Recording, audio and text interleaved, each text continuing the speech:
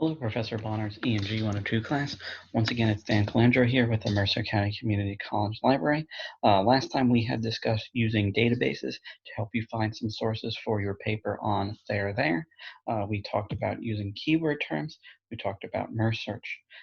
This time I'm going to go ahead and I'm going to show you electronic books to help you guys meet that other requirement, the text or the book requirement. In this case, ebooks are acceptable, which is great given the whole situation. All right, so let's go ahead and let's go and find some ebooks.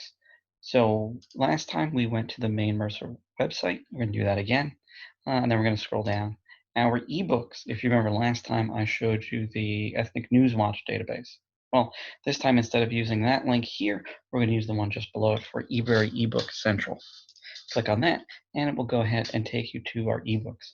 What's great about our ebooks is they work the exact same way as our databases. So if you find one set of keyword terms that's really working for you, providing you with lots of really good information, then feel free to use it in ebrary. So again, we can take some of these keyword terms and use them pretty much in any database we've got. All right, so last time we searched for Native Americans and substance abuse.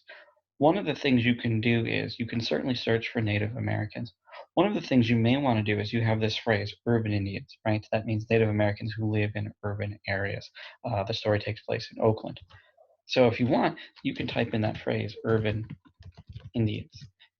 Put it in those double quotes, and it's going to find that exact phrase for you, those two words or three words next to each other, which can be really helpful because it'll help you narrow down the search results you're going to get.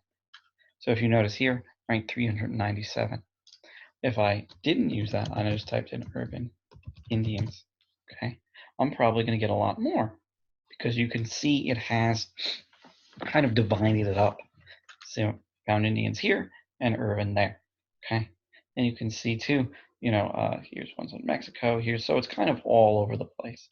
So what we may want to do is use that urban Indians, search urban Indians to find that exact phrase.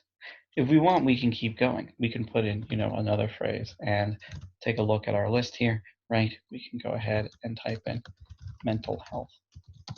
And if we do that, it's going to say, I want books or articles containing the phrase both urban Indians and mental health, okay? And look, we went even smaller. Now we're down to 57 search results, okay? And we can go ahead and we can scroll through and see if there's anything interesting. So here, we'll click on one of these books, and it'll take us to some information about the book. One of the things that's really helpful about ebrary is see where it says description? Here it's going to tell you very quickly what this book is about. So we can use this to determine, okay, is this good? Is this bad? Is this going to help us with our paper? You'll see below that the table of contents. So if there's, say, a particular chapter that we're interested in, like let's say it says Indians or Native Americans in urban areas, great, we could go ahead and we can click on that. So it's a good way to help you kind of zone in on a chapter. If you don't see a chapter, that's fine. You can click on a chapter, take you to the book, or you can click right here where it says read online. And that'll take you to the actual book. And if you want, you can go ahead and you can scroll through the book here and see if there's anything interesting. So you can see that over on the left-hand side here where the table of contents is, it's saying, okay, in chapter 2, you've got an arrow here showing you where some keyword terms appear in that chapter.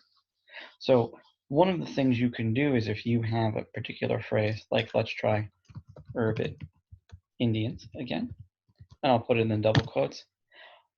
Here you'll see it's found me 21 search results for urban Indians. And if we go ahead and scroll down, you'll see, okay, here's a bunch of keyword terms appearing in chapter 3. I click on it.